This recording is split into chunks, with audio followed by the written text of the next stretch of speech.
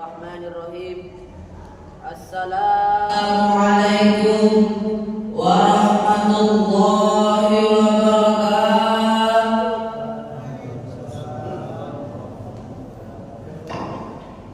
Alhamdulillah, alhamdulillahilladzi arsala rasulahu bil huda wa dinil haqq liyuzhirahu 'ala ad-dini kullihi wa kafa billahi shahida. Asyhadu an la ilaha illallah wa asyhadu anna Muhammadan abduhu wa rasuluh. Allahumma shalli ala sayyidina Muhammad wa ala alihi wa sahbihi ajma'in. Amma ba'du. Alhamdulillah, puji syukur kita panjatkan atas kehadirat Allah Subhanahu wa taala yang telah memberikan kita pada begitu banyak nikmatnya sehingga kita dapat hadir di tempat yang penuh berkah ini. Selawat serta salam marilah kita kirimkan kepada Nabi kita, Nabi Muhammad sallallahu alaihi wasallam, Nabi rahmatan lil alamin. Hadirin hadirat rahimakumullah, pada kesempatan yang penuh berkah ini izinkan saya untuk menyampaikan sebuah ceramah yang berjudul hikmah istighfar. Di dalam kitab Al-Jami' yang kami Quran karya Imam Al-Qurtubi, kisah pada jilid ke-21 halaman 255, kisah seorang ulama besar yang berasal dari kalangan para tabi'in, yaitu Imam Hasan Al-Basri. Juga disebutkan di dalam kitab Tafsir Al-Maraghi karya Mustafa Al-Maraghi pada jilid ke-10 halaman 160. Suatu ketika ada sebuah rombongan yang menghadap kepada Imam Hasan Al-Basri, tujuannya untuk memberikan keluhannya serta pertanyaan kepadanya.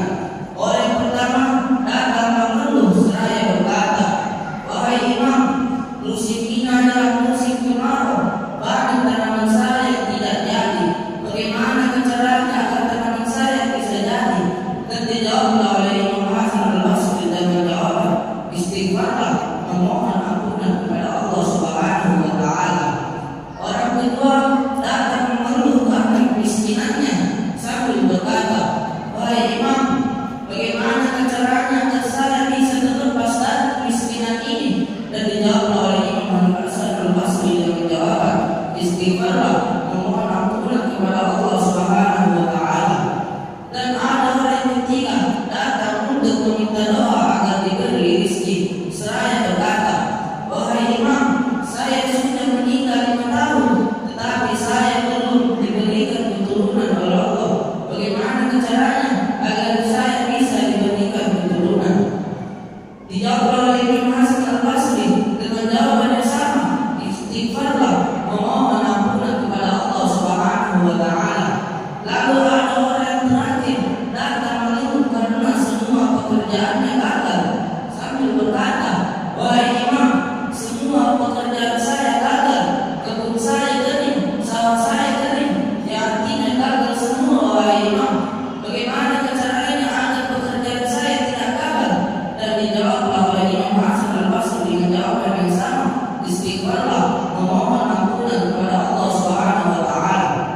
Lalu ada satu murid Imam Hasan Al-Basri yang bernama Rabi bin Sabi. Dia heran karena ada 4 pertanyaan tetapi hanya ada 1 jawabannya. Lantas dia bertanya kepada gurunya, "Wahai guru, kenapa ada 4 pertanyaan yang diberikan kepada engkau tetapi hanya ada 1 jawabannya?" Dijawablah oleh Imam Hasan Al-Basri, "Ini bukanlah jawaban dariku, melainkan jawaban dari Allah Subhanahu wa taala melalui